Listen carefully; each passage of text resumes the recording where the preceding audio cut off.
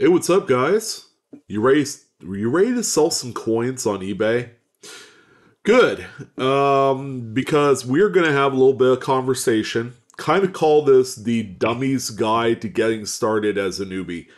Um, it was bound to happen.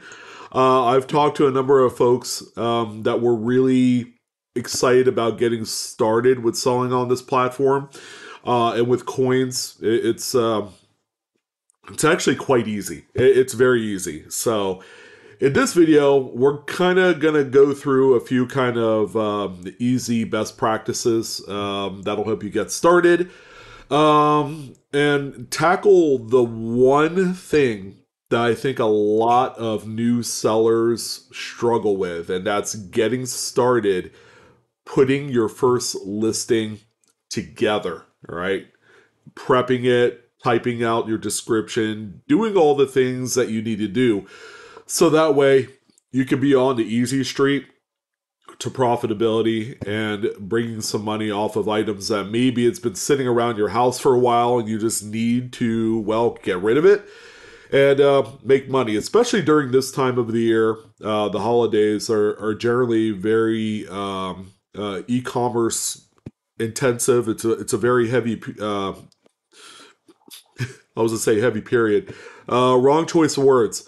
It's a very active time of the year, and if you're not riding the collective bus of what we call the e-commerce world today, and you're trying to stick to old school methods of selling your coins, then you're probably not going to be too successful. So I've talked to a number of people this week in consultations, and they're kind of new with getting started with selling on the platform. The platform, for me, has been a tried and true way of getting inventory out of here and getting it into the faces of a lot of people that might be interested in it.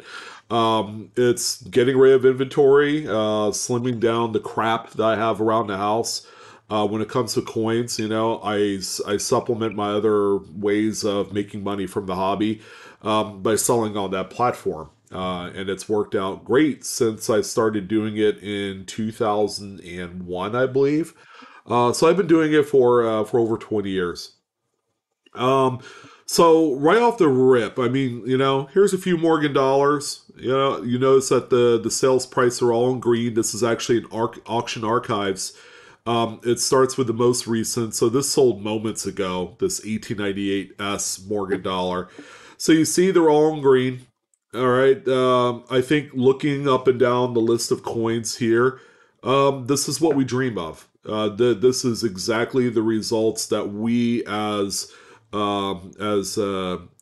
resellers of this wonderful hobby, this is the kind of results that ultimately we need. Because coins you could sell. There are dates that are more common than others. What you might want to do is end up selling a lot of your more common material, and then taking all that money and buying something that you do want that's a little bit more scarce. Whether that's another coin, or another collectible, or perhaps you're saving up money for a big life event, a vacation, a wedding. Um, you know. Paying off the house or something to that effect. You could certainly do this. And when you do it this way and use the platform, you're going to realize the most amount of money for your items, as opposed to, say, going to a coin shop and trying to sell it there. There's going to be obviously quite a spread in what you feel like you deserve retail wise compared to what wholesale looks like. And then they pop out the gray sheet and they throw numbers at you, and at first glance it all seems very Greek to a lot of people. So yeah, these are the results we're looking for. So let's start out with this. This is a standard coffee mug. It's actually upside down. I actually had it upside down because I wanted to illustrate a point. This is actually a tool that you guys probably should use. It's something that exists in your kitchen. All right. Another one that probably works as well, and this is kind of like a small to medium coffee mug is probably like a rocks glass or a highball glass. It's going to be roughly the same height. And what you're going to do with this coffee mug is you're going to take your smartphone, you're going to go ahead and turn on your photo or your camera, and then you're simply going to take the coffee mug and put the phone right on top. All right. And when you have it from this height, call it 5 inches, it's the perfect amount of height between the lens to the surface. And from this point on, you're going to let the camera do all the work. So once you have this sitting on your desk, and you probably just see the top of it, and I have this on top of here, and then you manipulate maybe a desk lamp or two so that way you get a nice flood of light into this viewing area, then you're simply going to take your coin and then you're going to put it on the surface right there underneath the lens. And then what that's going to allow you to do is that from this distance, 4 to 5 inches, the camera on your smartphone, and we all have relatively decent smartphones, unless you're still operating, say, an OG iPhone 3, or you have a flip phone, things like that. That really doesn't have great optics.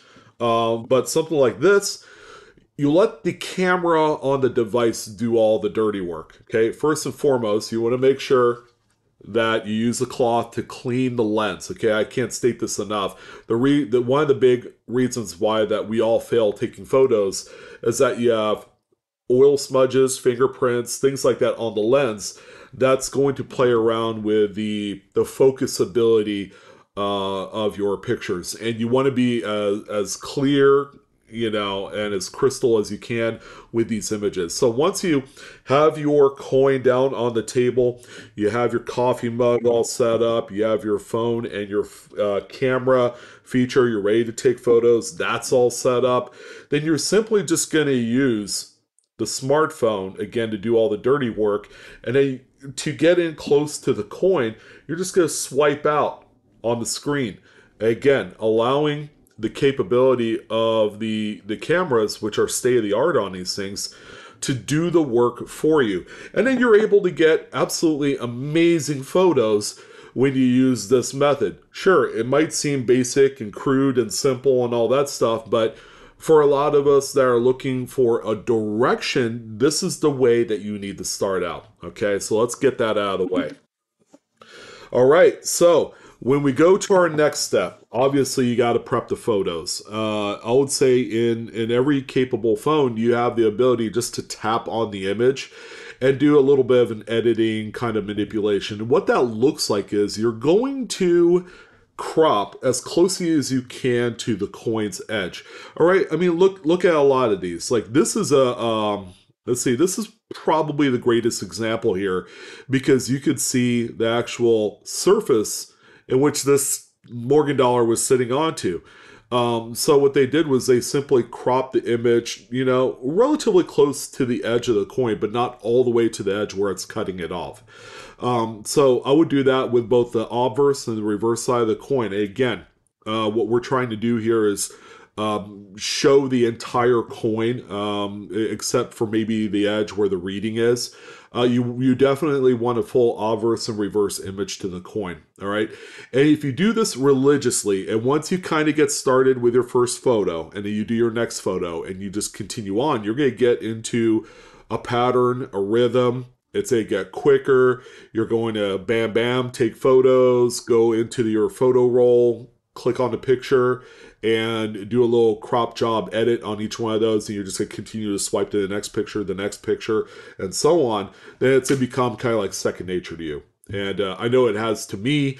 I know a lot of people that do this for a living. They're quick, all right? And you got to be efficient, and with efficiency comes the speed. When the speed gets there, then you're going to feel more efficient. All right. So it seems a little kind of dull, and when I say that, but a lot of people tend to forget that you don't have to be fast at the very beginning, but you have to be accurate and efficient. All right. And then after that, then you could afford to go a little bit quicker in the process. All right, so we want to make a listing that looks like this, okay? And then how do we get started? We need dummy proof. Well, I'm here to say that as soon as you get your first listing down, guess what? That particular listing is going to act as a template. Especially if all you're interested in doing is selling coins, you could use that same coin as a template, and then you just go ahead and just continue reusing that particular template to build all of your other listings. Let's go ahead and observe how this works. So I have my own dashboard already open. Here's my name, by the way, Cuckoo times 10. There's my feedback reading. And then I have nearly $20,000 in items ready available for buy it nows. I have a few auctions in there. I'm kind of like toning down on it because we're a week and a half away from Christmas, so it doesn't really make any sense for me to put more stuff out there. Sales during this time of year tend to slow down, and then it picks back up again after the first of the year. So we're gonna go here to create listing, and then we're gonna do for this exercise a single listing, but you have the ability to do multiple listings. Okay, so that's going to help speed up your process some. So that way, if you have, say, 10 Morgan dollars to list as opposed to one, then that's going to work out in your favor when you're able to post multiple listings, because you're just going to do one listing, you're going to go ahead and continue to use the template, and then you're going to be good to go. All right, so let's go ahead and do a simple single listing here. Tell us what you're selling, right?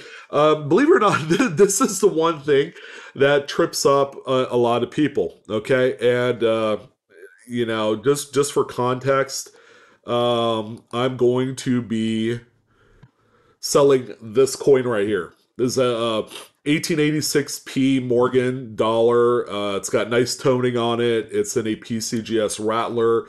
I'm telling you a lot of information about the coin, but I'm here to say that you do not necessarily have to type all that stuff in when you're going to search your items. Okay, what I am going to do is I'm simply just going to type in 1886 Morgan silver dollar, right? It's like you're telling a 5-year-old exactly what the coin is.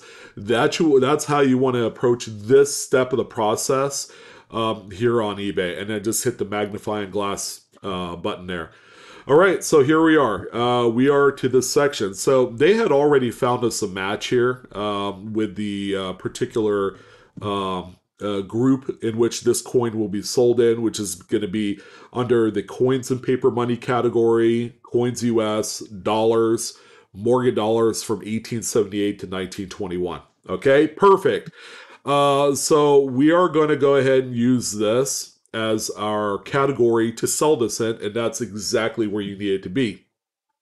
If you're clear and you dumb down the description when you go to type this in, you're going to get all the results you need. It's going to drill it down to the final result that you need here. So at the bottom here, we're just going to avoid all this crap here on the side. And we're going to build this one from scratch because we want it to be our own custom template. Continue without match. Okay, pretty simple. So it's going to bring us to the next page. Ladies and gentlemen, this is the part that I love doing. We're actually building the listing here at this section. All right, so what we're going to do, if you had done your pre-work in kind of fixing up your photographic images of the coin, then you're either going to transfer that onto your desktop or laptop, or you could use the eBay app on your phone. I prefer to list everything off my phone, and my template will still be available on there as well. All right, so we are on a desktop or a laptop, so you're going to get the desktop version of eBay, which can be a little bit overwhelming, but please follow along. So we're going to go ahead and upload images here. Just click on that icon, and I had already pre-made my photo. And now, of course, we're going to go ahead and add in a photo of the coin in the graded holder. So what I did here is that I made 2 images. And the reason why that this is important is that it's going to show the entire coin and its surfaces and the color all isolated against what it looks like in the graded holder. but all the while I'll have a separate photo of that holder, so that way the people that care about the graded holders, they could see the condition of the holder. They're going to make sure that it is indeed a first gen Rattler. They're going to make sure that it has no cracks, or this is nothing that I'm going to have to pry out of here and then resubmit to PCGS in a new current generation holder. There is actually a little bit more collectible value with a coin that is in a much older holder than it is in a much more recent type of holder, like the ones that we see today.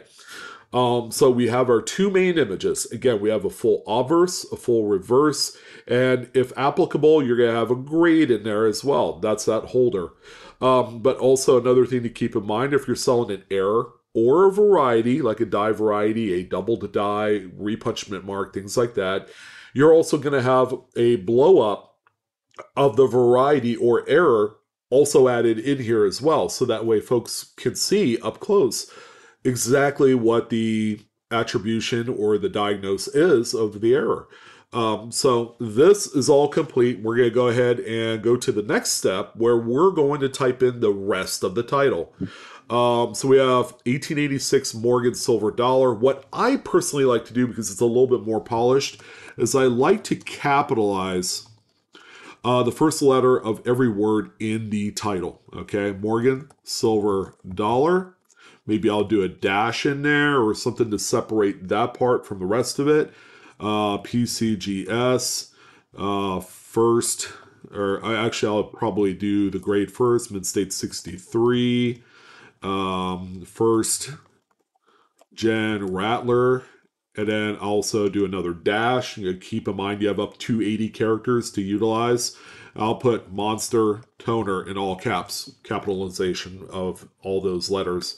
And then exclamation point, and then bam, you have a listing title that's as complete as you can be. None of it is false. There's no false information, no lies that I'm saying in there. It really is Monster Toner. It's a great double-sided toned original coin. All right, so they have parts of the listing section where it allows you to kind of like circumvent some areas in which it's a little bit more time consuming to enter information. So list faster. Okay, so we're gonna grade Mid-State 63, certification, PCGS. Subtitles you could add if you don't have enough room here on the main title. Me personally, I avoid the subtitles because it adds an extra $1.50 to your listing fee. Whereas just listing it the way it is, if you're doing a 5 or 7 day auction or a buy it now, it's going to be free. All right. So item category is all set. It's under Morgan dollars, 1878 to 1921. That's already been pre-populated for you. Certification, PCGS. Circulated or uncirculated, we are going to choose uncirculated because it falls within the uncirculated Sheldon scale range for grading, which is between mid-state 60 and 70. We have the year in there, and please do note these metrics here based off of the number of searches. So the higher the number, you probably want to pay attention to those particular aspects to the definer details. So you definitely want to put the date in there. Composition, yeah, put silver. That's a popular keyword search. Mint location, this one is a Philly. So Philadelphia in there. Strike type is business. It's not a proof. Fineness, this is a 0.90. And then, just be as complete as you possibly can in this particular section. And this is really the only part of this whole thing that it's requiring your kind of like your deeper analysis of the coin. All right, because the more accurate you are, the better you're going to be. You have to worry less about returns, about customer satisfaction issues because you had left out something out of there. So make sure that you're as complete as possible. All right, and then you could put variety. If there's a variety that you need to put in there, you could also add that. Certification number. Some people like to add it. It's not necessary, and that's the cert number on the holder. Coin is a Morgan. Condition, this is where I put coin, sorry, all caps, is a PCGS Mid-State 63 graded specimen. Okay, and then that's your condition right there. Okay, and then description right here. Then now this eBay does have an AI kind of like automation that they could utilize for you to come up with a description. And sure, you could use it if you want. Sometimes it works out good, sometimes it doesn't. All right. But just to kind of let you guys know that that's an option, I would say play around with it and see what it generates. But also, when you go to have the AI draft a description for you, reread it out loud to yourself, okay? Because if it sounds natural and it sounds correct, because you want it to be correct, then you're good to go. If it doesn't sound so good, then go ahead and just handwrite one yourself. So in this particular case, when it comes to description, I generally put something generic to where it's repeatable on multiple listings. So in this particular case, if I'm doing an auction, I'll generally type "You are bidding on the coin as shown. Please refer to the high quality images for the coin you are considering." All right. And what I also like to add, depending on the time of the year, I like to do like 1 or 3 day specials for auction listings, which means you'll put it up for 24 hours, and then it has 24 hours of auction bidding activity, and whatever it is at the end sells for that. So in this case, let's say if I'm feeling kind of ambitious and I know that this coin will sell well within a day at a very high price, then I'll put special holiday 1 day listing like that. And then generally, you're going to have about 75 to 80% of people that tap into your listing, they're going to see this part of it. They usually read the description. In the event that there's something wrong with the coin, or if there's a, kind of like special instruction or circumstance with this particular thing. All right. And of course, see this where it says custom template? You could click that, and then you could create 10 custom templates that are all going to be built into the back end of your eBay dashboard, and you can always go in and click that template and it'll pop in that into the description. So if you sell multiple items, for example, if you do coins, your description might read a certain way. If you sell designer purses, you might, want your description to be more in depth, and you're going to talk more about the condition of the purse and things like that, and other nuances regarding that.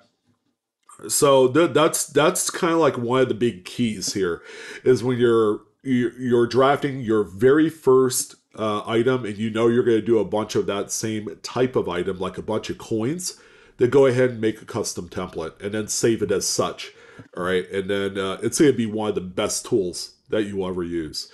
All right, so going on down the line here, so we got to decide how we're going to sell this thing. Okay, do I need the money right away? All right, where you feel obligated to sell this thing as an auction. So an auction allows people to bid up on the items till it comes to a point where it ends, and whatever that price is how much you're selling it to the customer for. You could do that, but it comes with some risk, right? Let's say this is a coin that I'd spent, say, $300 on, and you put it in its auction. You did, in this case, you have your options of 1, 3, 5, 7, or 10 days. 1 and 3 days, you do pay an additional amount for. It's $1 for doing the shorter duration type of listings. 5 and 7 day are free. All right. So let's say you do that. So let's say 7 days, and then you started out at 99 cents.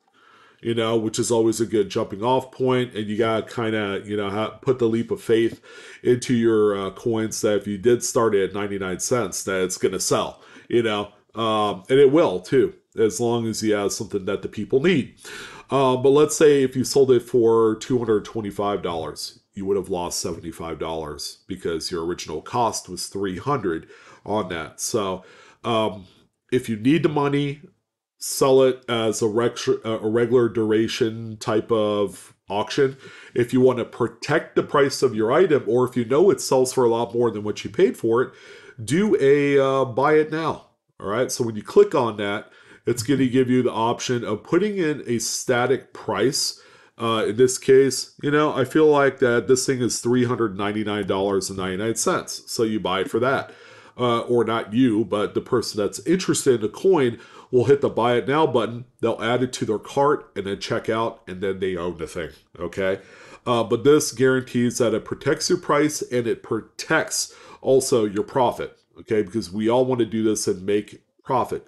We're not a non-profit organization over here. We're trying to make money, and that's the beauty about the e-commerce world, is that it affords us to do just that. Okay, you can also click and toggle on the accept offers button. So you could probably price this at say $699. Let some turn this on here.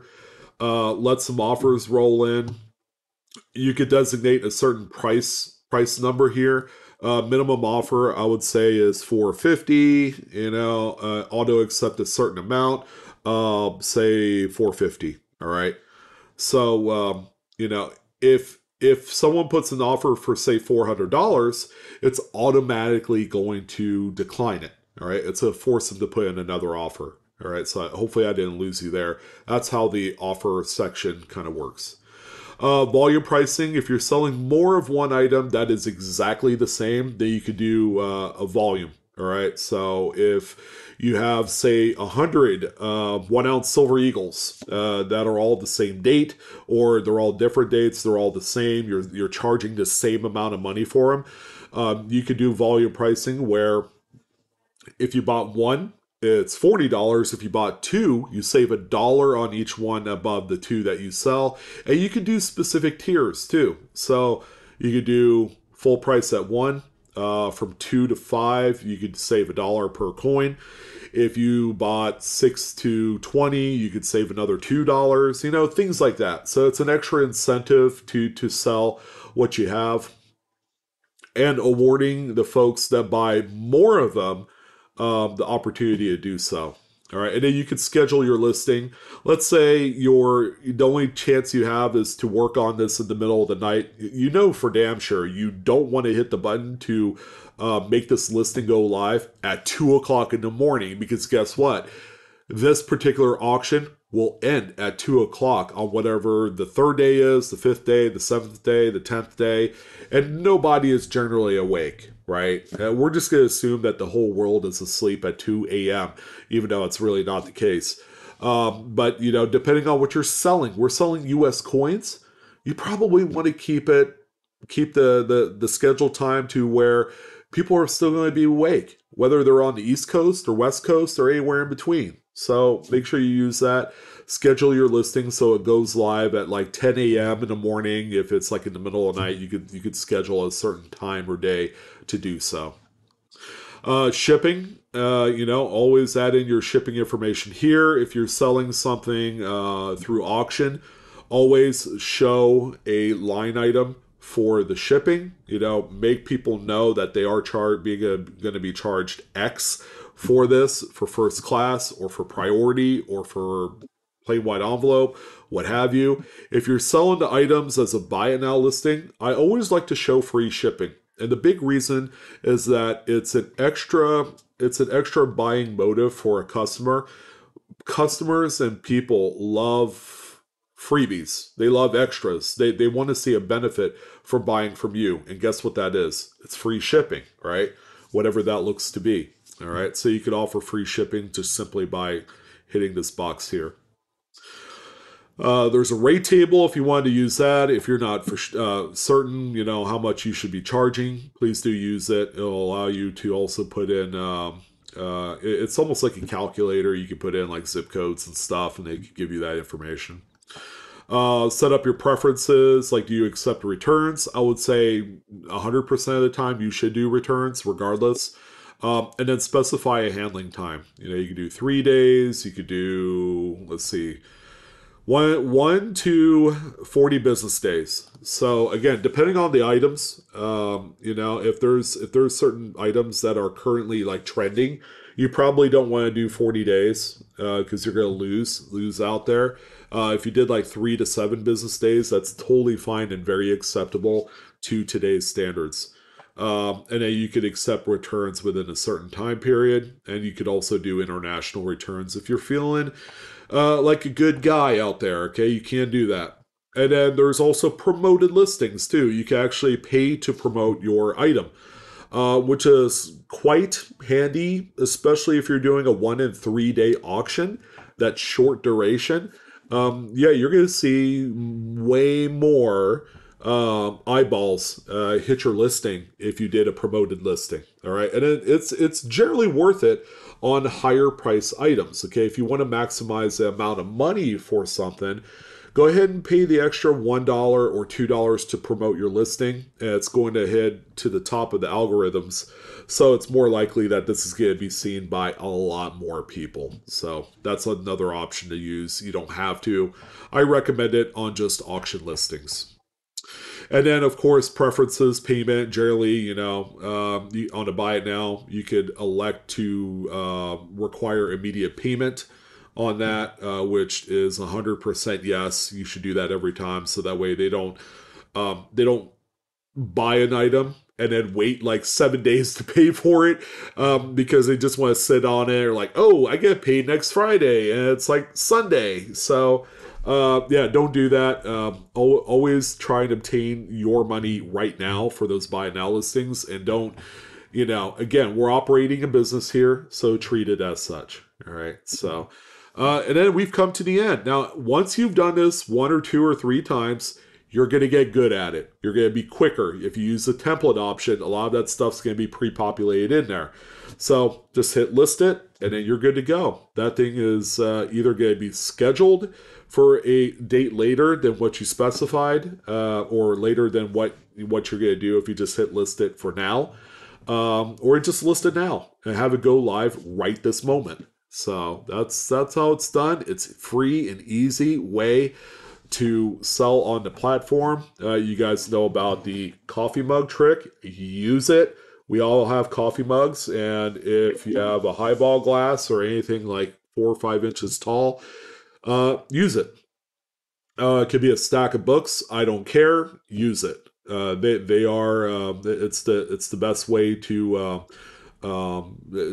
take photos, and you're not going to be sitting there shaking as you're taking the photos and potentially ruining your shot. So, well, there you go. Enough about that. Enough of gabbing your ears off. Hopefully you guys got a little bit of a takeaway from this. I would say that between now and the first of the year, practice on it, and then when we kick off 2024, man, punch it through. Go ahead and try this out for size and see if it's for you. I know a lot of people that have converted some successful sales into a full-fledged, full-scale business, making 6 and 7 figures. And there's a few people that I have personally helped along in that process, and then now they're making way much more money than me because they have kind of like that eye of the tiger beast mode thing happening.